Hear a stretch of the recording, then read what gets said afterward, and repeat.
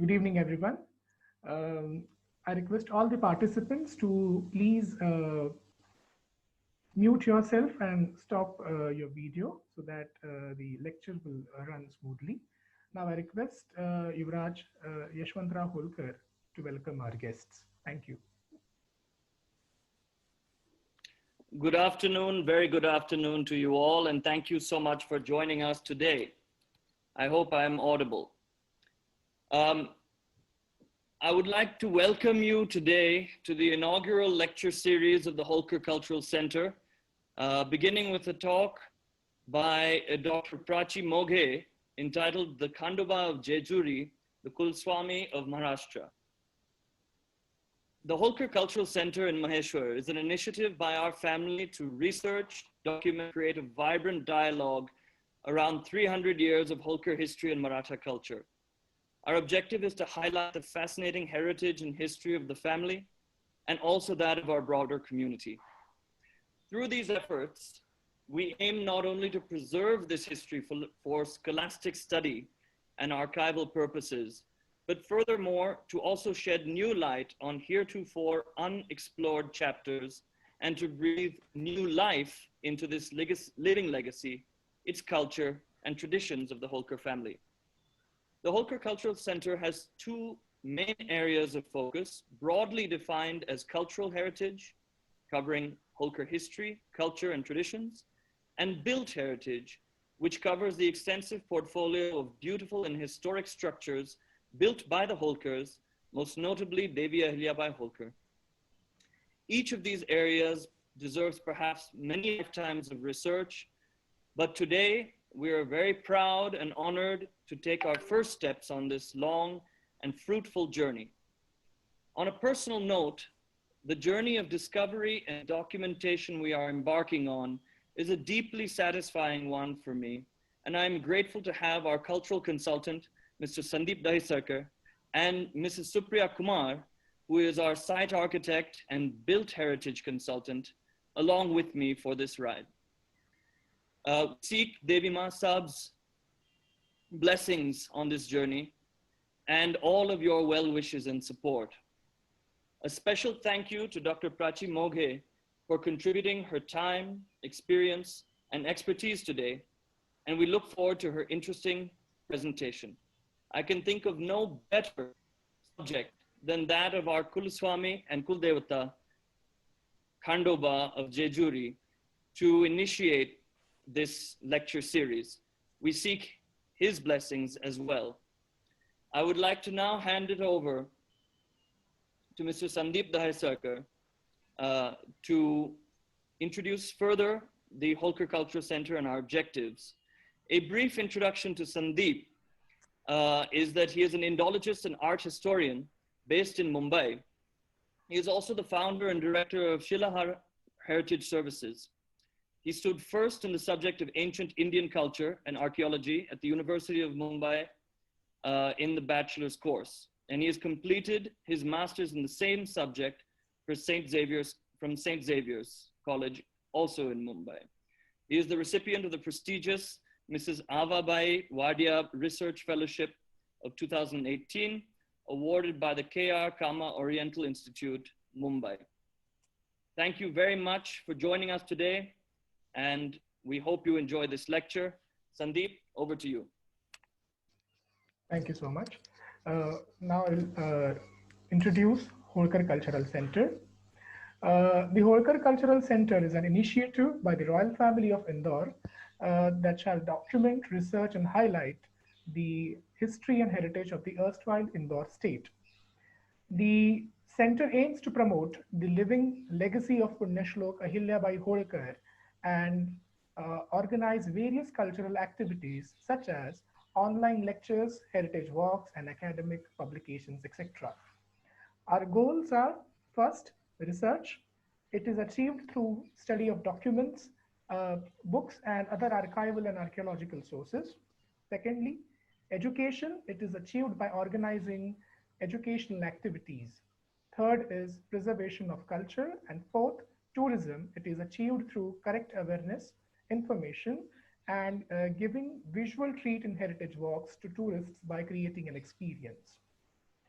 Our objectives are to take forward and reintroduce the living legacy of Punyashlok Ahilyabai Holkar, to promote heritage and history of the royal Holkar family, to make visitors aware about the importance of heritage buildings and monuments, uh, to highlight the Maratha culture and customs of Holkars in Malwa region, and to create a tourist experience in Maheshwar.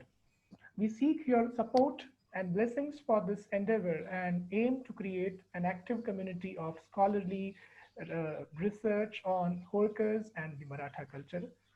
To know more about us and the center's future events, please like the Facebook page The Royal Holkars of Indore and follow our new Instagram handle, Royal Holkars Indore. You can also connect with us on email. The email ID is culturalofficer@ahilyaexperiences.com. Now I request Maharaja Shivaji Rao Holkarji to say a few words. Thank you. Thank you, Sandeep, and welcome all of our participants, especially big welcome to Professor Moge, who's going to give us the benefit of her knowledge about a very important shrine and a very important deity in Maharashtra, and also for our family. I'd like to congratulate Sandeep and my son Yashwant Rao for working tirelessly to put together the Holkar Cultural Center. Our family has a history which started in the most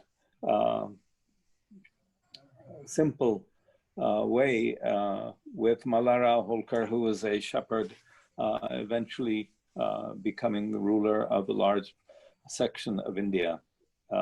And this family has cultural, artistic, and archaeological elements which are much well deserved to be known by a larger public. And the Holkar Cultural Center is precisely that body which is going to be doing this. I'm looking forward to many programs such as this inaugural program on Khandoba by Professor Moge. And I thank especially Sandeep and Supriya for the excellent work they've done to give us a strong knowledge base for this program. So back to you, Sandeep. And again, my congratulations to all who have worked so hard to make this a living thing. Thank you. Now I would like to introduce Dr. Prachi Moge. Dr. Prachi Moge is an assistant professor, archaeology at Center of Archaeology, Center for Extramural Studies, University of Mumbai. She is one of the rare scholars who has knowledge of both Sanskrit and archaeology. She has over 20 years of teaching experience in colleges and university level. She is former assistant director, postgraduate department of Bharatiya Vidya Bhavan in Mumbai. She is an expert in interreligious studies, and her chief areas of research are Dharmashastras, Puranas, epigraphy, and Shilpa Shastra texts. She has presented many research papers at state, national, and international conferences. So now I request Dr. Moge to start her lecture. Thank you so much. Thank you. Let me share my screen first. Good evening, everybody. I'm grateful to Maharaj Shivaji Rao Holkar and his son Prince Yashwant Rao Holkar and Holkar Research and Cultural Center for extending me an opportunity to share my little experience and knowledge in this field. I'm thankful to Sandeep, who is my student for his post-graduation. So today I'm going to talk on Khandoba, Kuladaivat of Maharashtra. So let me explain what is Kuladaivat and Kulaswami in a bit later. But let's explore how Khandoba emerged as a Kuladaivat of Maharashtra, or what is the mythology and historical background of Khandoba. But before we go to mythology and historical background of any deity, let's understand what is a sacred landscape, because we are talking on Jejuri, and Jejuri is a very sacred landscape. So let's understand that.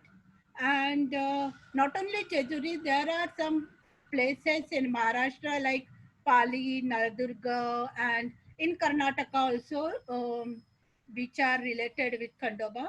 So, what does sacred landscape mean? Actually, the various points of sacred landscape are connected together by topographical and geographical factors and are associated with each other by various myths. So these mythological associations are very important. The legends are created, stories are created, and they are interlinked with each other. And then there are certain ritualism, customs, traditions that place that landscape got the sanctity. So we have to understand why these customs, why these mythological associations are important, and how they helped in developing and preserving this traditional infrastructure and the ritualism. So let's talk about the Khandoba. Uh, there are many literary sources for studying Khandoba. The main important text is Mallari Mahatmya, which is in Sanskrit, which is a part of Brahmanda Puran, and which is called as Adya Grantha, the first book which tells us about the Mallari or Khandoba, which is dated between 1260 AD to 1390 AD. And it has 22 chapters and 93 verses. Actually, it is a Stalamatmya. Stalamatmya means it tells us about the importance of that particular places. For example, this Mallari, the word Mallari means the enemy of Malla, a person who has killed the demon called Malla. And so this incident took place in Prempur or Pembur in Bidar in modern Karnataka.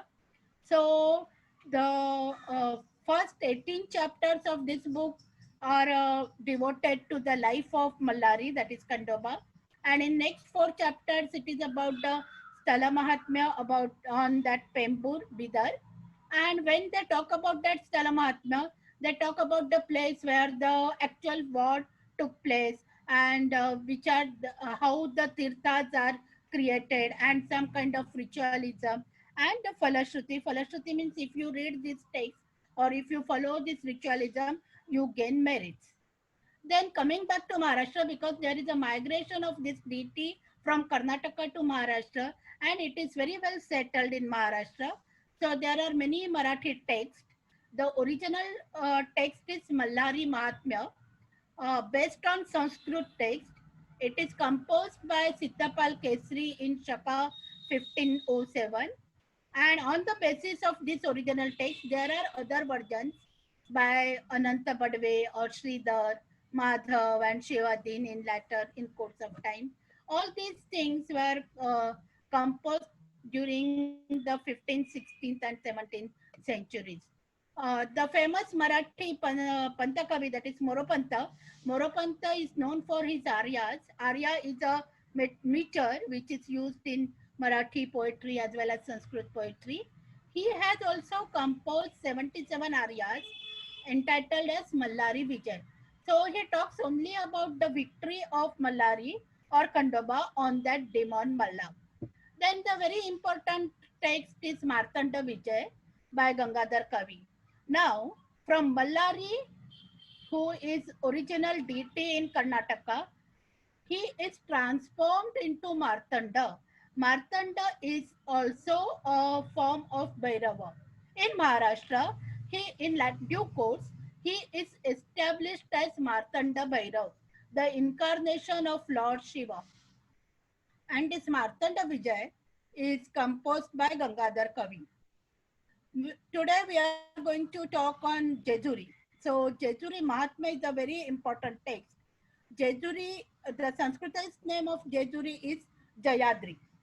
So Jayadri Mahatmya, which is composed in 1540 CE, and it talks about how Khandoba or Mallari came from Pali to Kadepatar, and why he has come to Kadepattar, and from Kadepattar to the Gadajezuri. And it describes about the sacred geography of that area. So about the Kara rivers, then various tirthas, then the ritualism like Bandara. So this is a very, very important text to understand Khandoba as a Kuladevat of Maharashtra. Other than this Tala Mahatmas or the stories, legends, there are certain ritualistic texts like Mallari Sahasranam or Mallari Kavacha, Bhujanga, Panjara Hriday, Atharva Shirsha. All these are tantric texts, or these are used for only for worship, ritualism. Along with this, as Mallari is established as Martanda Bhairav, the incarnation of Shiva, in due course it was incorporated into Shaiva Tantra, and that's why there is a Mairala Tantra. And Tantra is a very different aspect of religio-philosophical culture. We don't go into detail about that Tantra. We will stick to the Puranas and this ritualism which are associated with Jejuri and some yatras in Maharashtra. Apart from this literature, text and sources, there is a mass of literature which comes under folk literature. So as it is a deity of masses, and it is a very popular deity, there are many folk literature. For example, Zatyavarchi Obi. As you know, in old days, the rural ladies, they used to grind the flour early in the morning, and at that time they used to sing some poetry, which is called as Ovi, two-liner poetry. So that is called as Zatyavarchi Ovi. Then we have a great folk tradition having Vasudeva. Vasudeva is a person wearing the cap of feather of peacock, and he comes early in the morning in the dawn and sings the songs of devotion to Lord Krishna, and he narrates some stories from Puranas and legends, and he has a great dialogue with the housewife and all those things. He uh, seeks for alms and all those things. You know that Vasudeva, he has his own songs. There also he praises Lord Khandoba.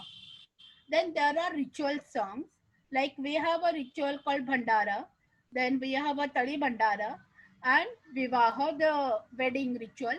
So at that time the songs are sung.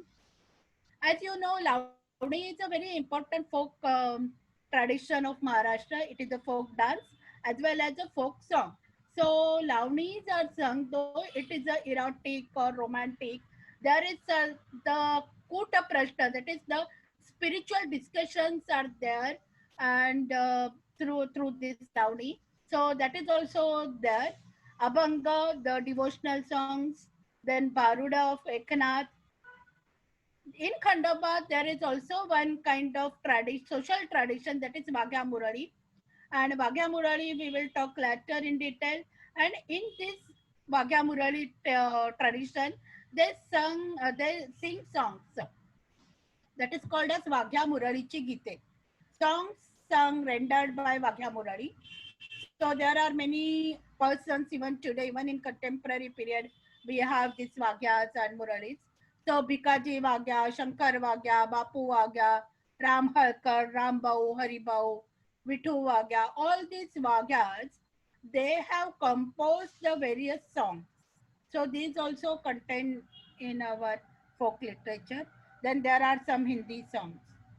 Now we will see the origin of this god and how it came to Maharashtra. So Mallari, this on the basis of this Mallari Mahatmya Sanskrit, Mailar or Mallari, Malhari, all these are different names. So Mallari, Mailar, Marsakant, Mailar, Mairar, all these are names of a person who has married to Malsa. So he is also called as Malsa Kanta. And even in Karnataka in later period and in Maharashtra when he is established as a Martanda Bhairav. So again, in my interpretation of this story, I will tell more about it. What does Martanda mean, and how Martanda and Bhairava, the two different traditions of medieval period, come into one. So his Shakti or spouse is Malsa. Then from 10th century onwards, we get the Mailara as a personal name, and we have a name Mailara in inscriptions in 10th century AD. So there are many legends woven around him. And earlier, uh, particularly in Karnataka and Andhra Pradesh, according to Dr. R.C. Dhere, Mailara from Karnataka is a god of the nomadic pastoral god, nomadic pastoral community, and then he is transformed into Bhairava in Maharashtra. So Dr. R.C. Dhere in his book has beautifully depicted the journey of Mailara, that is a god of pastoral community, to the incarnation of Lord Shiva. Even German scholar Dr. Gunther Sontheimer, he has also established this legend that how a god or a king, rather his hypothesis is he is a king, he is a historical figure, and then that king or historical figure transformed into the folk deity, and from folk deity he is as an incarnation of Lord Shiva. So it is a beautiful symbol of Karnataka Maharashtra Sanskritik Anubandha, that is cultural ties.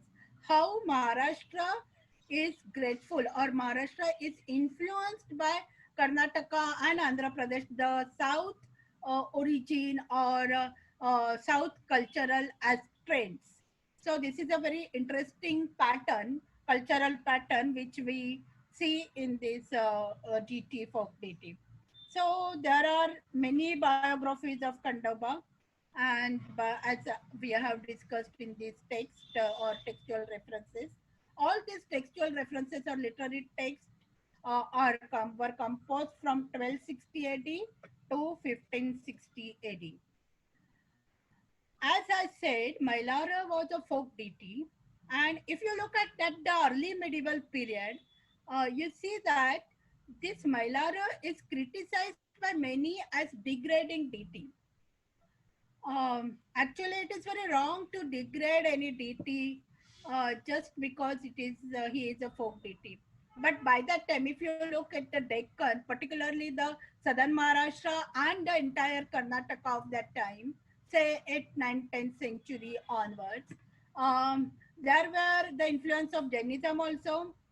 There were in 12th century, 12th century influence of Chakradharas, Mahanubhav sect also, and so many things. And there was little tussle between Shaiva community or Shaiva sect and Vaishnava sect in Deccan, and it is reflected in the literature or the art form or the political upheavals. All these things are witnessed in that period.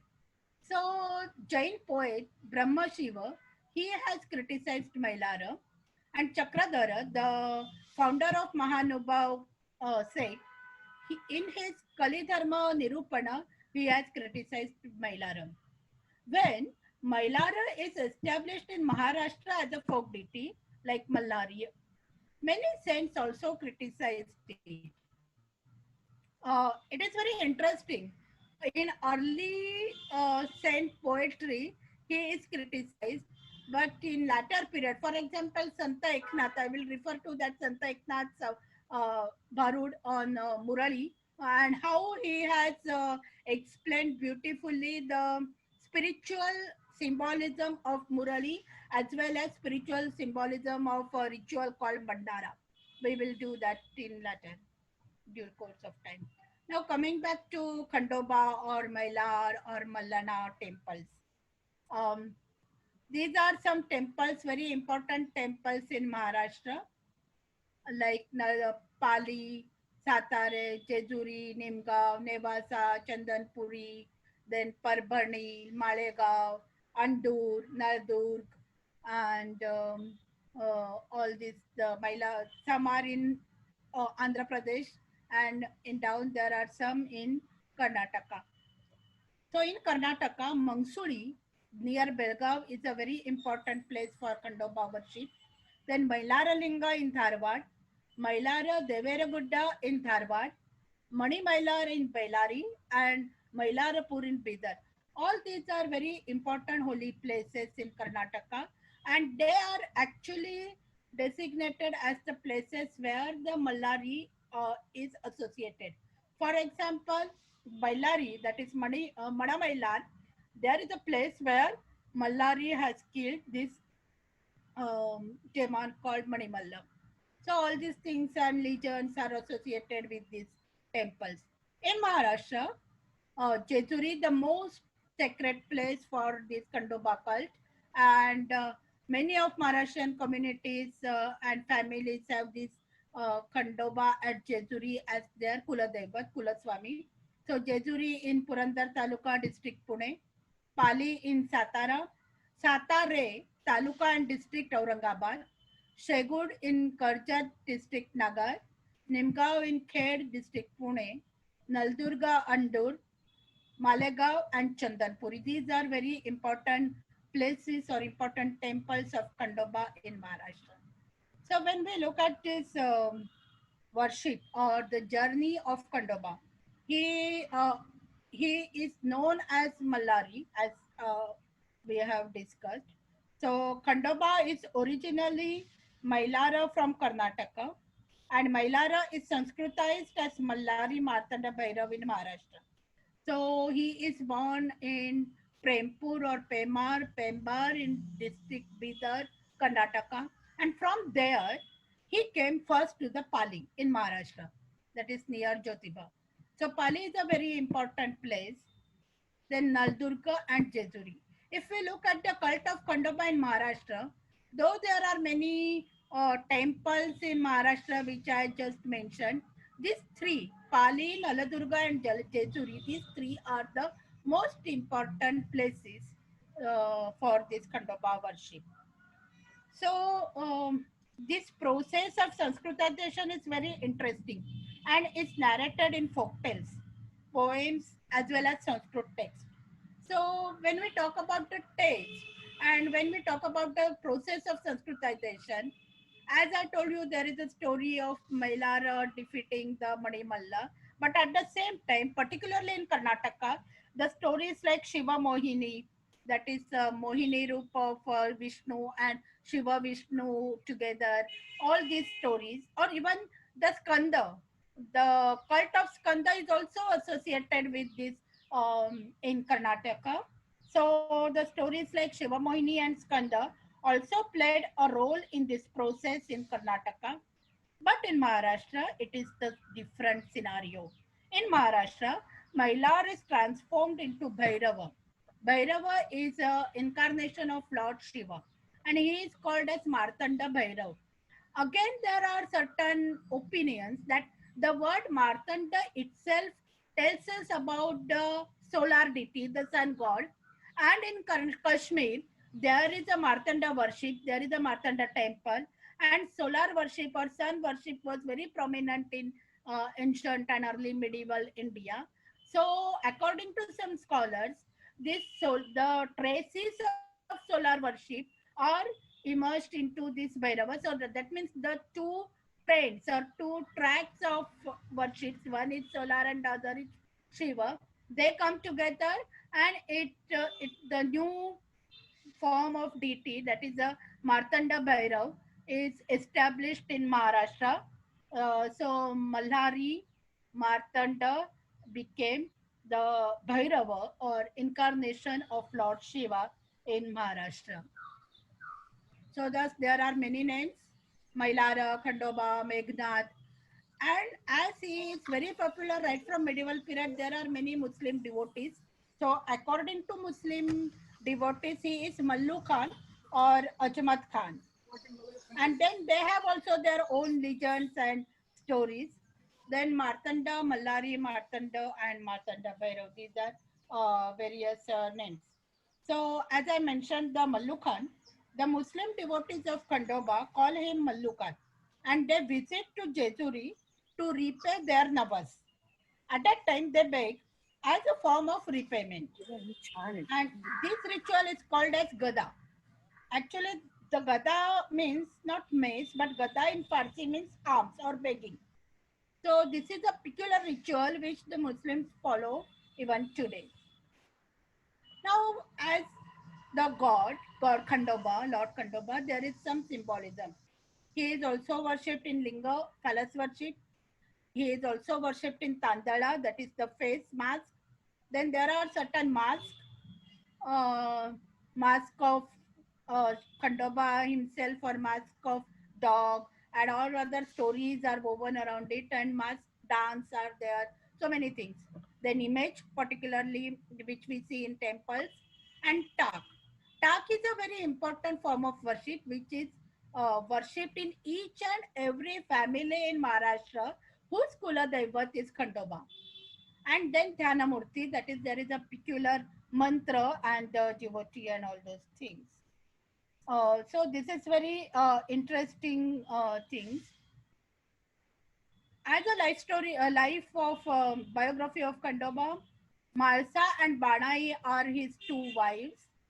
And as in Maharashtra, he is incarnation of Lord Shiva. So Mallari himself or Khandoba himself is a incarnation of Shiva. Malsa is an incarnation of Parvati, and Banai is an incarnation of Ganga. And then those stories are woven, and all those things are there in their Stalamatmas and biographies. Hegde Pradhan is very important key person in his family. Horse, Khandoba rides on the white horse, and the dog. Dog also has a certain symbolism. According to the legend, Khandoba has cursed Lord Krishna, and Lord Krishna turned into a dog, and he is with the Khandoba. This is the story which is woven. At the same time, as Khandoba being a Bhairava, and Bhairava's vehicle or Bhairava's mount is dog, so dog is also there, and that's why this story is there. So these are certain members of his family. Before we go to Jejuria's landscape, let me explain you the historical background. Actually, in Karnataka, Mailara was a Kshetrapal. Kshetrapal means the protector of the village or protector of the area. So, from 8th century AD onwards, Mailara as a Kshetrapal was established in Karnataka. During 11th century AD, it was a very popular deity. And according to some, he was actually a historical valorous person, and he defeated his enemies. So he was a king who accompanied by 70 millions, and that is called Yelkot. Yerekot. Yere means 70 and Kot means crores. So he made war on a giant, that is demon Manimalla, and that's why after the defeat of that giant, the demon, his devotees, his accompanist, his soldiers yelled Yelkot Jai Mallar. So the salutation of his success.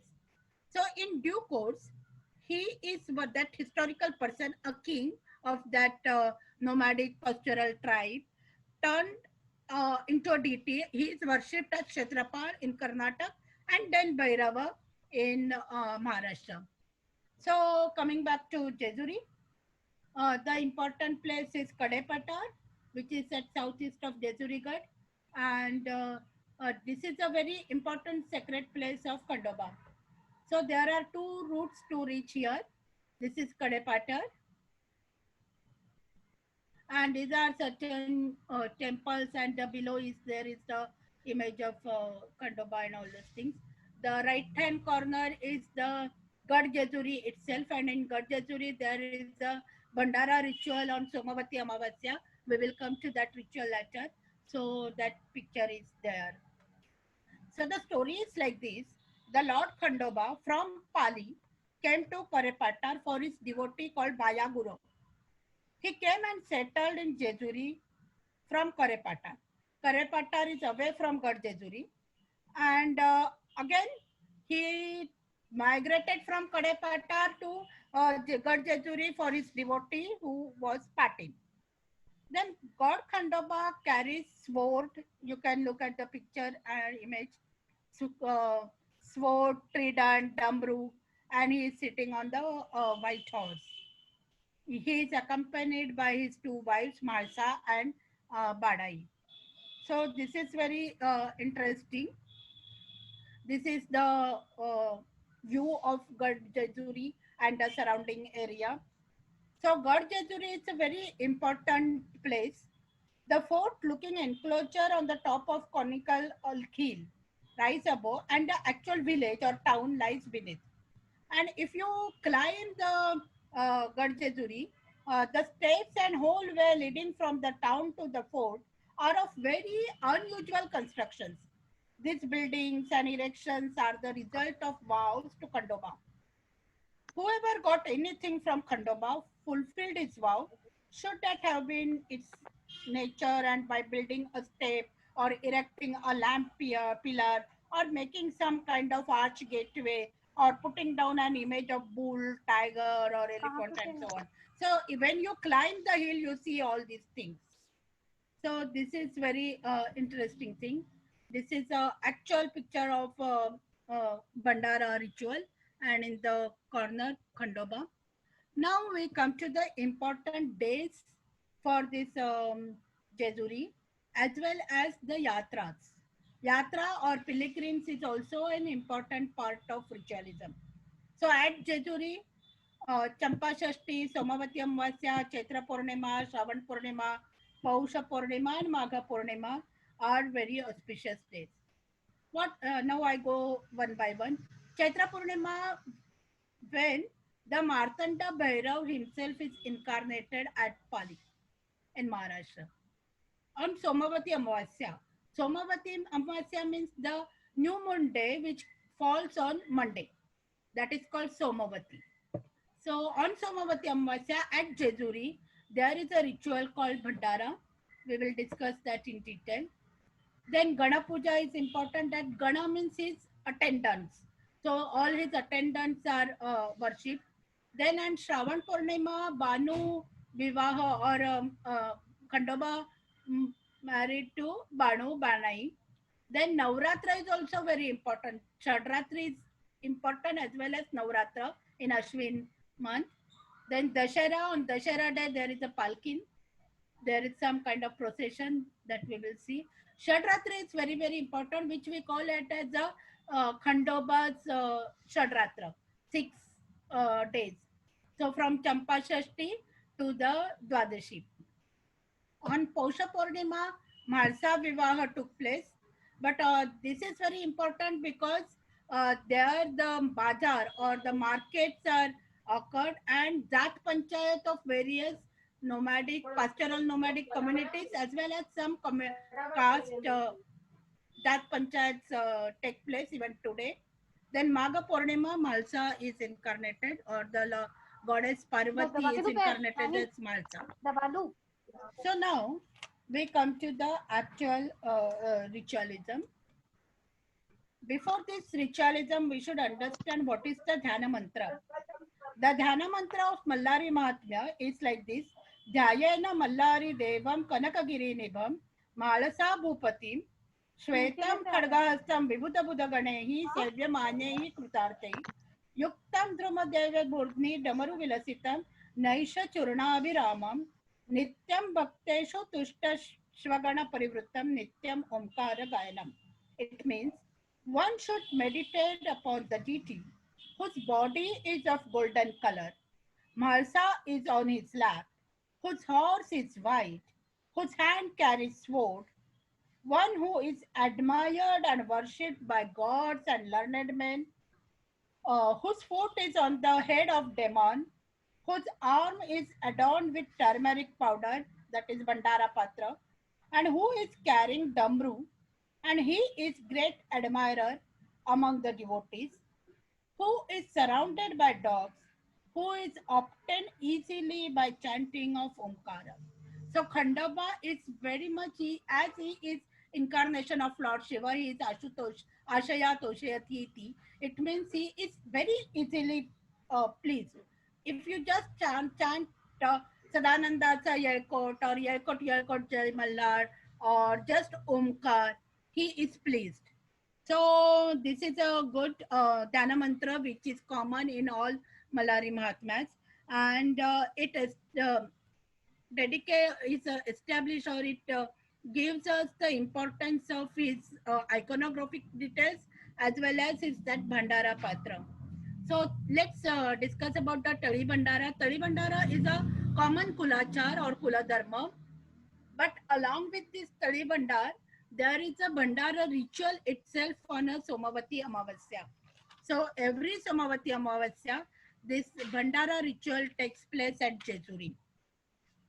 And actually, this Bandara means turmeric powder.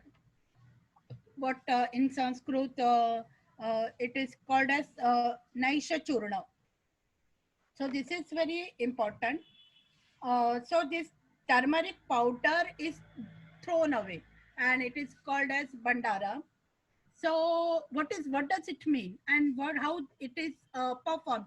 All the devotees come to this Gadajayaturi and they are besmeared with this turmeric powder, and everywhere there is only the golden blue, and they just yell Yelkot Jai Mallar or Sadananda Vijay so or Bandara and all those things. So Bandara, though it looks very simple ritual, and it tells us about the unity, and there is no distinction among the devotees. This is very beautifully explained by Santa Eknath. Santa Eknath has beautifully explained this term Bandara in his poem on Murari. According to him, the Bandara means devotion, acute devotion. And through this ritualism, a devotee seeks for his ultimate salutation or ultimate salvation, as well as Viveka, because Viveka is very important. Viveka means pure discrimination. So what is right, what is wrong, what is good, what is bad. All this discrimination, the pure discrimination they seek. And devotees, by practicing these simple rituals like Bandara, understand the oneness behind the different gods and goddesses. Though there is a big queue or pantheon of gods and goddesses, though the society is divided among different castes, different communities, and all, they understand the oneness behind this diversity. So all these people belonging to different communities are equal and one. They realize the spiritual unity of Jiva, that is individual soul, and Shiva, ultimate soul. So this Bandara ritual is a festival of yellow color, signifies brightness, and many medicinal values of turmeric, as well as joy, happiness, and the most important, divine bliss. So by performing the simple ritual called Bandara, they seek for divine bliss. So the Bandara is a very, very important kulachar or the ritual for this Khandaba. And this Khandaba is Kula Swami or Kula Daivat of many communities in Maharashtra, like Shepherd community, Goldsmith community, Kunbis, that is land tillers, or Marathas, or the Shasta and Karade Brahmins. So many communities have this Khandoba as a Kula Dharma. One is Tali Bandara on every auspicious occasions, like marriage or thread ritual or any victory. Every auspicious occasion you have to perform this Tali Bandara. Then there is another ritual called Jagran. Jagran means just like as Devi worship, we have Gondhar. The same way for Khandoba's Jagran. So after every marriage ritual or thread ritual or any auspicious things, the Baghya Muralis are summoned, and they have their own way of worship to Lord Khandoba, and they sing their songs which are called as Baghya Muralichi Gite. At the same time, they narrate the legends and stories from biographies of Khandoba. And they bestows the boons to the newly married couple or newly the batu who has undergone to this thread ritual, or if warrior has achieved the success, the victory. So all this well-being, in short, well-being is showered to the devotee. Then there is a Khandobacha Navratra. Actually, this is Shadratra from Champa Shashti to all. And then there is a particular ritualism, worship, way of worship, and particular nevedyas. Those who are vegetarian, they offer the bharit of brinjal, and rodga. Rodga means the like a bhakri, roti. And those who are non-vegetarian, they offer the goat flesh to the god, means bakri and all. So these are certain, these three are main important rituals which are followed as a Kuladharma or Kulachar by the communities in Maharashtra. Now we come to the important places of Khandoba, Lord Khandoba. The first one is Pali. According to text, Khandoba Malsa wedding took place here on the Posha Purnima. So Malsa is daughter of Timmashet of Nevasa, and she is Mohini Roop of Parvati.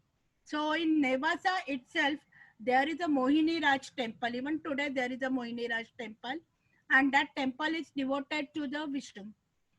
Then this Malsa Vivaha Yatra takes place in the month of Pausha at Pali, and actual wedding ritual is performed on the bank of the river Tarali in the month of Pausha on the Mruga constellation.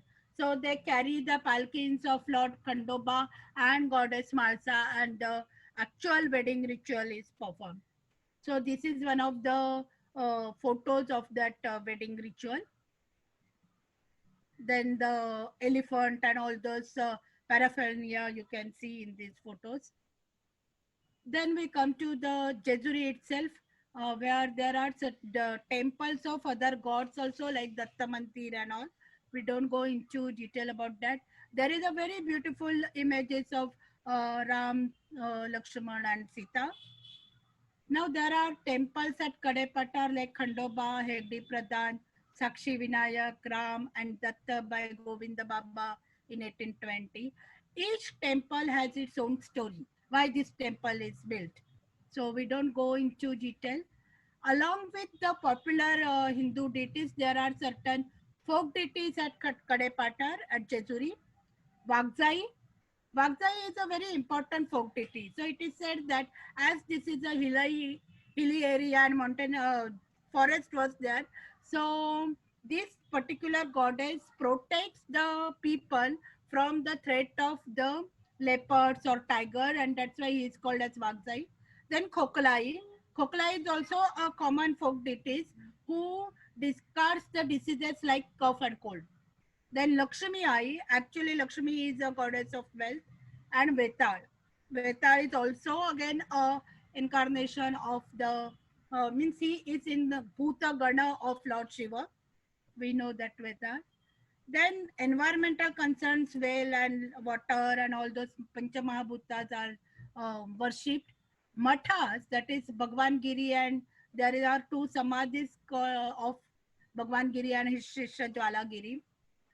Again, there is another folk deity called Firangai. Firangai is actually the Firangis, that is the foreigners. So all these are very late developments when there is a colonialism and some kind of or skirmishes took place between the Marathas and the Anglican people. Something is there. Then Satvai, which is a common deity. Satvai means Shashti Devata, which writes the future of the child on the 6th day of from his birth. Then Nagoba, the snake worship, and Chinda Devi. So all these are various folk deities. These are certain pictures. So this is very interesting. Jejuri God, being the Khandoba as a Kulaswamini of the great royal Holkars, the temples were renovated by Holkars. So in 1637, the first temple was renovated by Raghav Mambaji. In 1735, the great Mallarrao Holkar started to renovate this temple and completed in 1742. Tukojirao Holkar also patronized for that completion of work. Then these are certain important temples in on Gadjejuri like Banai, Hegde Pradhan, Ganesh, Yashwantrao Devdi. This Yashwantrao was the protector or what we call it as the Rakshak, Gadacha Rakshak. Mm. Then Tulza Bhavani, Panchalinga, Bhuleshwar, Sakshi Vinayak, Dvilinga and Annapurna. Each deity has its own stories. Then folk deities Vageshwari, Kesoba, Masoba, Munjoba, Kalubai, Mandlai, Krishnai, and Asra, that is Sati Asra. Then there are certain tirthas. The Papa Vinashani Tirtha is very important tirtha, which is now known as Holkar Lake or Holkar Tirtha, which is constructed by the great Holkars. Then another is Lava Tirtha and Gaya Mukha. Then Peshwe Tala, which was constructed by Bajirao Peshwe. So daily rituals in all these temples like Bhupali, in the early morning they awake the gods, then Dhuparti, then in the night when the gods go to sleep, there is a Shedarti and some kind of palkin and all those things are there. All these festivals which I mentioned earlier are performed on this Gadajejuri. Then there are certain puja pratik, that is symbols or the um, things which are used in worship, that is Divti Budli. Divti means small torch. Then Gatha, that is Gatha means knots. If you know the garland of the cowrie shells, like that Gat is there. Then Shikka means stamp. Gold is there. Then Kotamba. Kotamba is again a symbolism. Kotamba is also used for Shakta worship, the Devi Tulja Bhavani and all. Kotamba means actually a human skull, and that human skull is used. Then Bandari means the Bandara Patra, where the bowl where the turmeric powder is put. Then Langara, this is a very important thing, which is also called as Bagad or Langar Todne. So there is a large heighted crane, and the hook is there, and the devotee is attached to that hook. He is suspended, and that hook is attached to his back, and he takes round and round circulation. So it is like to repayment of his navas and so on and so forth. That is called as bagad. At the same time, after this bagad, there is langar tod. Langar tod means huge iron blocks or the chains are there, and that devotee who looks very feeble and very much pale and all, even if he looks like that, he breaks that chain. That is called Langar Tod. Then Ghati and Mallari Yantra. As told, I earlier told you that there is a Tantrism, there is a Mallara Tantra. Same way in Tantra, there is a Yantra worship. So some kind of diagrams, geometrical diagrams are there, and that Yantra is worship. Then there are certain vratas. The devotees fast on Chaturthi and Purnima. Chaturthi Purnima means 4 Purnimas, Chaitra, Pausha, Maga and Shravan. Then there is a Hindola Vari Magde. This is also a very important thing. Just like us in Maharashtra, we have Vari of Pandharpur. The same way we have Vari of Jejuri. And there is certain devotees who ask for something, and their navas are fulfilled by Lord Khandoba, and that's why they go on pilgrimage in circulation or in certain periodic duration, and that is called as Vari Magne or Vari Karne. Then there is a Khete Khalne. Khete Khalne means actually they just prostrate themselves. That is a Sashtanga Dandavat. So right from the downtown to the Gadajezuri, they go like this. They perform this Sashtanga Dandavat and go up. Then there is a Kavad Khalne. Kavad Khalne means they pour the water, they fetch water from Kara river or from any particular tirtha in surrounding area. They carry that water into Pakal and pour it onto the god. So these are certain vratas, these are certain rituals they perform, the devotees perform. Again, Jejuri being a very important sacred place, it is mentioned or reflected in Lokavani, that is the folk literature like Jatavarchi Obi, Vasudev, Sonkoli. Sonkoli is a tribe or community, the fishermen in Konkan area, whose Kula Devat is Khandoba. So they have composed their own songs. Then on Somavati Amasya songs are there and songs based on biography. Then there is the Santavani. The saints have mentioned Jejuri like Narari Sonar, Janabai, Eknath, Tukaram and Ramdas. Jejuri being the important holy place, it is a sacred geographical place. So we have to understand the ecosystem also. We have to understand the hilly area, the forest, flora and fauna and birds.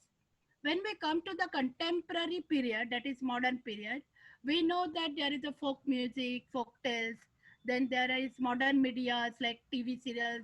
Very recently, there was a TV serial on Khandaba and Zee Marathi.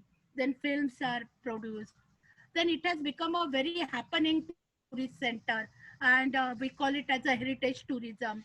So all these things we should take into consideration when we look at the one place at Chezuri. So when we talk about sacred landscape, these mountains, Gad, that is fort, Gadjejuri and Kadepatar, both are mountains.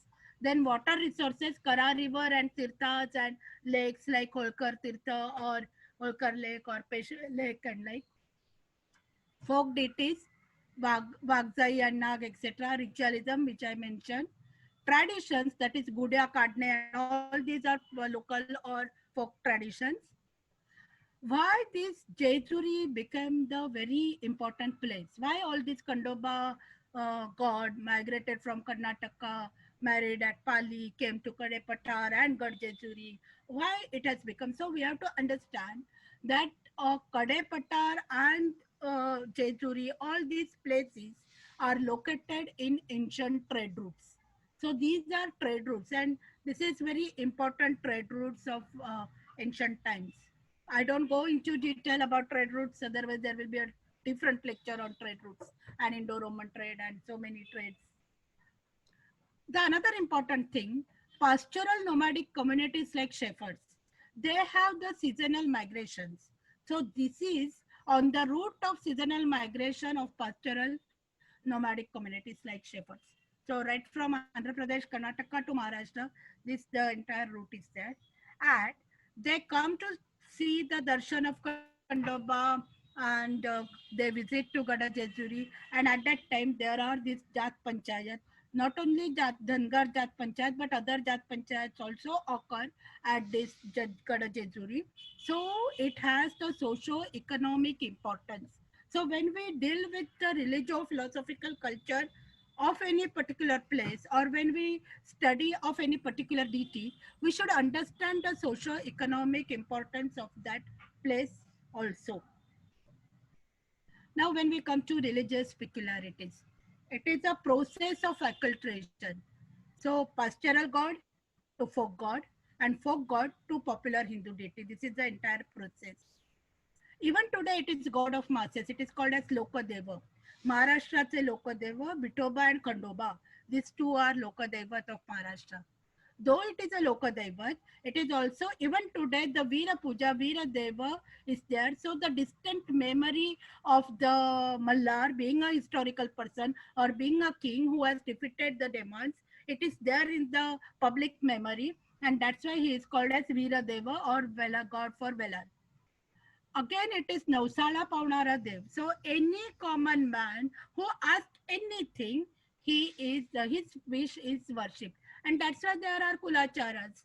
So though after wedding, the newly wedded couple visit to Jejuri and Khandoba, and not only that, if the couple doesn't get the child in due course, they also ask for a child, that is Navas for a child, and his wish is fulfilled. So all those things are there. Nausala Paunara Dev.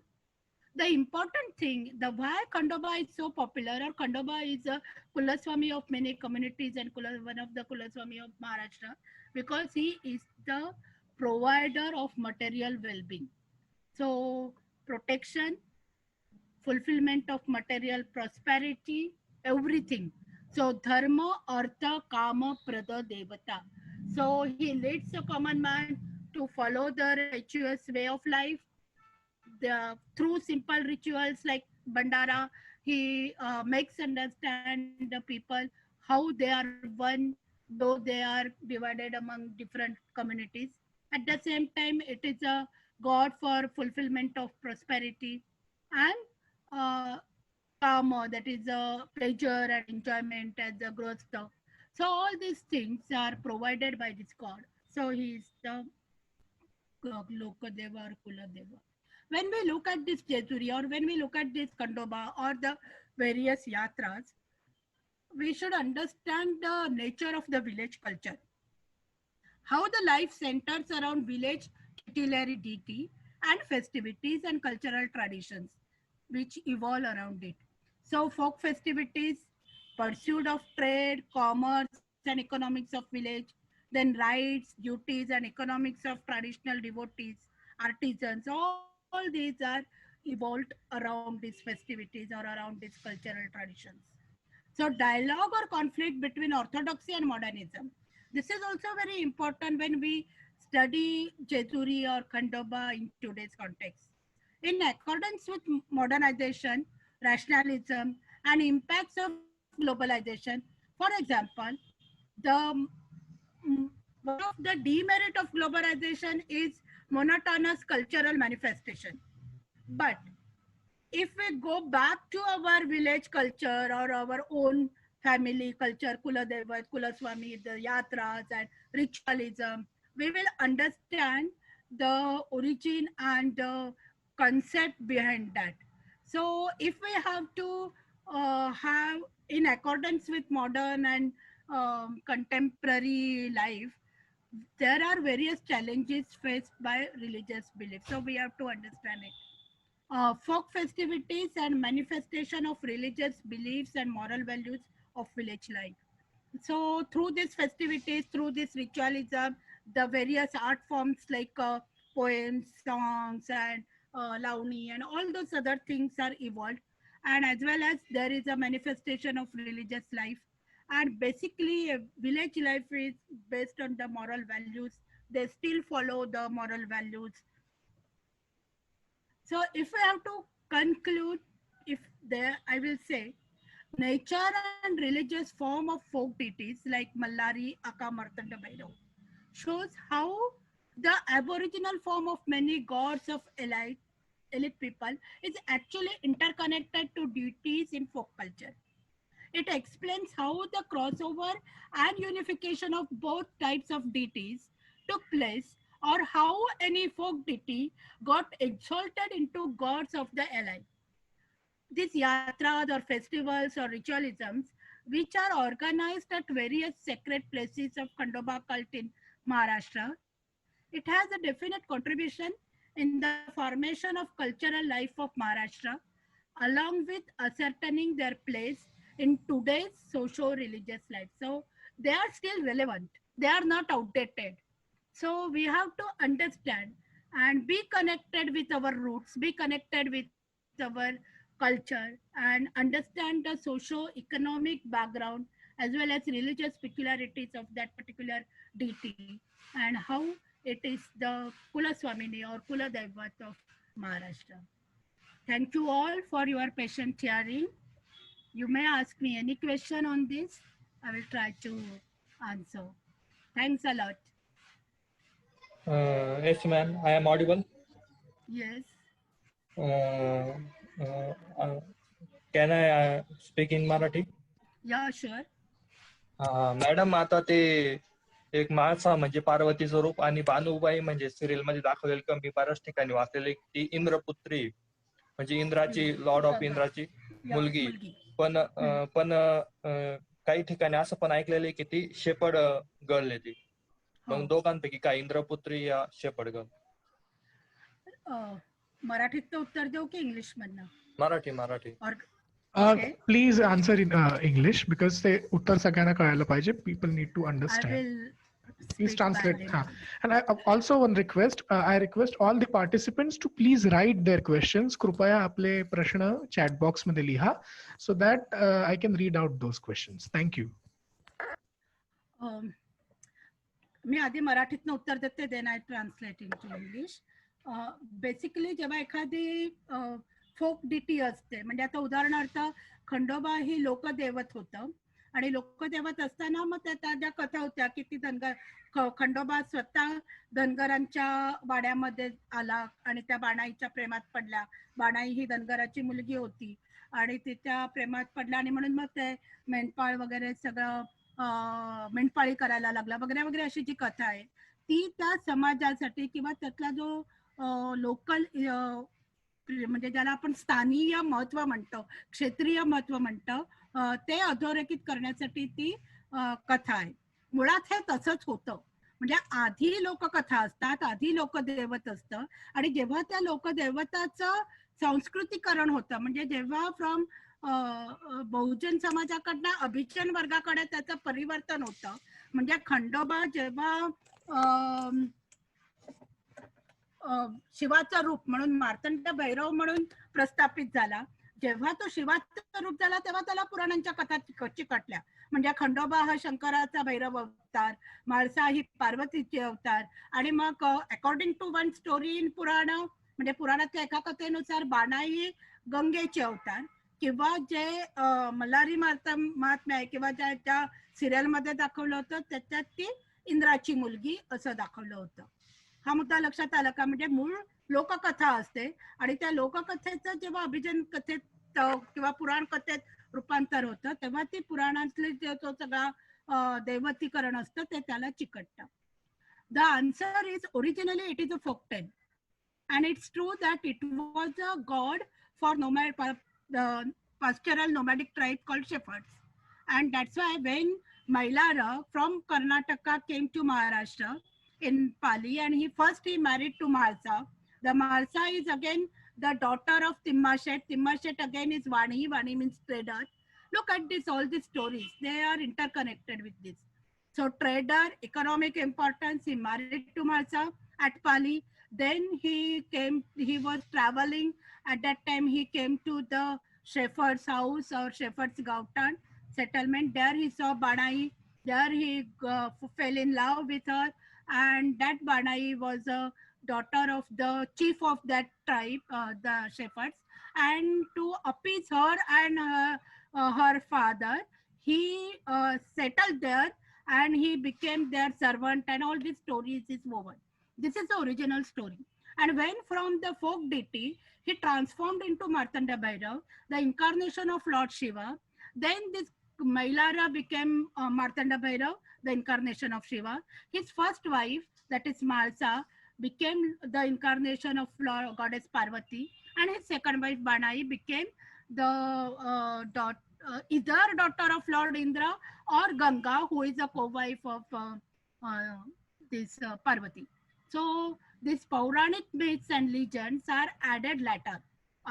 Originally, it is folk deity. Thank you. I think it is. Thank you. Clear, ma'am. Thank you so much. Yeah. Now I'll read out the questions quickly. The first question is from Mr. Deepak. What is the importance of Nimgao temple? Yeah, it is said that at Nimgao temple, Banai and Khandoba met first time. I don't know exactly the details or textual reference, but it is like that. Okay. Why Bhandara? Why only turmeric powder and not kunku? This is very interesting question. Actually, if you look at the location of Jejuri, it is in Satara. Though it is in Pune district, it is near to Satara Sangli, and that entire area is basically for halad, turmeric. So we know that haldiche pe futne and how turmeric is produced there. Why not kunku? Because kunku is basically, actually it is turmeric powder only. In turmeric powder, they mix some chuna or lime, and then it turned into kunku, red. And this is a symbol of goddess. In Shakta worship, kunku is used. Or there is, if you know, in Navratri, there is a ritual called Kunkumarchan. So goddess is worshipped by besmearing of kunku. So kunku is a symbol of goddess Parvati or goddess Lakshmi or all kinds of goddesses, a ritual in Shakta cult. Whereas turmeric powder is used for this particular Kandoba or this god. One is because of this local easily availability. That is one point. Second point is turmeric powder itself has a very medicinal values. So, for example, when there is a bagad and that the person is attached to that hook and the wounds are cured by this turmeric powder. So there is again a ritual. After that bagad or after that langar todne, the turmeric powder is besmeared on that particular wound. So due to medicinal values, this turmeric powder is used. And as it has a practical applicances, it is theorized in the Dhyana mantra that it Naisha Churna and brightness and prosperity and so forth. Thank you, ma'am. Okay, the next question is from Mr. Dodike. Ma'am described Mallara as provider of materialistic well-being in religious peculiarity slide, but up to my information, Shiva is the god of destruction and destroys the materialistic things. So this is a bit contradicting. No, basically in Puranic religion, we have this trinity that Brahma is creator, Vishnu is protector, and Shiva is destructor. This is just the trinity. When that Puranic things have turned into sectarian development, for example, when we call it as a Vaishnav Sampradaya, when we call it as a Shaiva Sampradaya, that particular god is everybody, everyone. Means all the three functions are performed by this god. That's why in Shaivism, Lord Shiva himself is the creator, Lord Shiva himself is the protector, preservator, and he is also destructor. When is Martanda Bhairav, though the Bhairava is so-called destroyer of the thing, in Bhairavas there are Ashta Bhairavas, only Kala Bhairav is a destroyer, whereas Martanda Bhairav is a protector. So though there are 8 types of Bhairavas, and every Bhairavas has one aspect or one function. When it is a Martanda Bhairav, he is basically for material prosperity. And that's why Khandoba being a Martanda Bhairav, he is a Dharma, Kama, Artha, Prada, Devata. There is one question from Ms. Padare.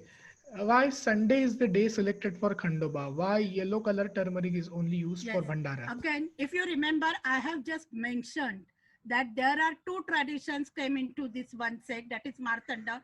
Martanda means solar worship.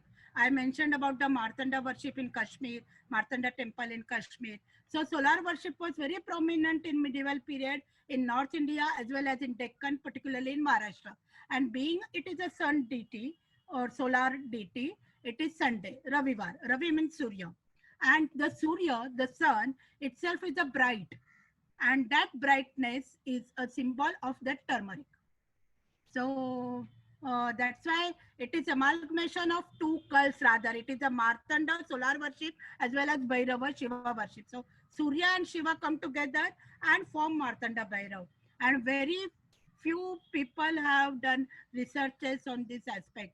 Many scholars have said it is a folk deity, nomadic pastoral deity, and the Bhairava or incarnation of Shiva. The Martanda aspect, the solar aspect is less trodden. I have got one manuscript from Kashmir, so I'm working on that. So let's hope for new researches come from that manuscripts. Great. There is one question. And that's why Pali is also a very important place. Okay. There is one question from Yuvraj Yashwantrao Holkar. He's saying, thank you, Dr. Moge, for a fascinating presentation. My question is, did Khandoba as a folk deity existed before he was considered an existed before he was considered an incarnation of Lord Shiva. Yes, of course, because Khandoba as a folk deity existed from 6th century AD onwards, whereas Martanda Bhairav or all these things, they came into prominence from 10th century onwards. And when we say he existed in 6th century, actually there are certain traits in the folk culture even before 6th century AD. So it existed. Okay. Next question is from Ms. Shah. Thank you, Prachi ma'am. As always, a fascinating lecture. Ma'am, do we see the cult of Khandoba extending or influencing northwards or towards Gujarat through the trade routes or pastoral exchanges? Yes, there are certain, I think Dr. Gunther Santaimer has worked on this very extensively. And after that, Anne Fellows also has worked. See, there are tracts. This is called as Deccan route. So Andhra Pradesh, Karnataka, Maharashtra, Gujarat, and some part of Rajasthan, that is Southern Rajasthan. It is influenced. And if we look at Khandoba as a Martanda, Martanda is a very important deity as a sun solar deity right from Kashmir to south. So that tract is also a trade route, and that tract is also there. And that tract is also from east to west. For example, we have few sun temples in east, Kodark. Then in the central we have Kalapi, that is Kalpi, and in west in Punjab, Multan. So east to west and north to south is also a tract, and that Okay. is basically the folk deities and all. Okay. So we can take only one question because it's almost 6:30. Anyone else? We can write down. Can I ask, sir? Please introduce yourself and then you can ask. I am Ramkrishna Naikwade from Maharashtra. Okay. Madam, आता जे आपण म्हणताय तुम्ही कुलदैवत, मग म्हणजे कुळ म्हणजे काय बा? आता म्हणजे शेपर्ड कम्युनिटीज म्हणजे 108 कोळी, देन मराठीचं 96 कोळी, then राजपुतीचं 36 Koli. Mug what is mean by कुळ? म्हणजे it is a clan of म्हणजे फॅमिली, परिवार नाही, म्हणजे नॉट नेसेसरी क्लॅन. क्लॅनला गोत्र म्हणतात, म्हणजे प्रत्येकाचं गोत्र वेगळं असतं. ते गोत्र इज डिफरंट. कुल म्हणजे फॅमिली. म्हणजे आता फॉर एक्झाम्पल धनगर समाजातले वेगवेगळे कुल आहेत, म्हणजे वेगवेगळ्या फॅमिलीज आहेत, वेगवेगळी सरनेम्स आहेत. 96 कुळी मराठ्यांमधली वेगवेगळी सरनेम्स आहेत. सगळ्या 96 कुळी मराठ्यांचा खंडोबा हे कुलदैवत असतं असं नाही. देशस्थ ब्राह्मण किंवा कोकणस्थ ब्राह्मण, सॉरी कराडे ब्राह्मण, कोकणस्थांमध्ये खंडोबा नाहीये पण देशस्थ आणि कराड्यांमध्ये आहे. किंवा सोनार किंवा सोनकोळी, ह्या सगळ्यांचं हे खंडोबा हे कुलदैवत असतं. ही कल्पना अशी असते की एखादी फॅमिली असते, त्यांचा फॅमिली नेम असतं. आता फॉर एक्झाम्पल आपण माझंच नेम घेऊया. माझं आडनाव मोघे आहे. आमचं कुलदैवत खंडोबा नाहीये, पण माझ्या आईचं आडनाव नानल होतं, तर त्या आईचं म्हणजे नानल फॅमिलीचं कुलदैवत खंडोबा आहे. म्हणजेच एका कुटुंबाची संरक्षक देवता म्हणजे कुलदेवता. म्हणजे ते दैवत पण असतं आणि देवी पण असते, म्हणजे देव पण असतो आणि देवी पण असते. म्हणजे बऱ्याच वेळा सोनकोळ्यांमध्ये त्यांचं कुलदैवत देव म्हणून खंडोबा असतो आणि देवी म्हणून एकविरा आई असते कारल्याची. किंवा ब्राह्मण कम्युनिटीमध्ये देव खंडोबा असतो आणि देवी तुळजाभवानी असते किंवा देवी कोल्हापूरची अंबाबाई असते. अशा टाईप प्रत्येक फॅमिलीचा एक संरक्षक देवता आहे. आणि हे काही फक्त म्हणजे तथाकथित उच्च जाती वगैरे असं काही नाही. सगळ्या कम्युनिटीज मध्ये ही एक रचना केलेली आहे त्या त्या फॅमिलीचं प्रोटेक्शन करण्यासाठी. So again, Kula means family. It is not clan. Clan means Gotra.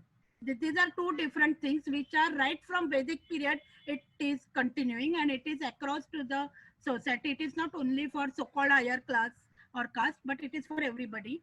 And in each community, there are many families. And among all these families, some families have this particular deity as a Kuladevat.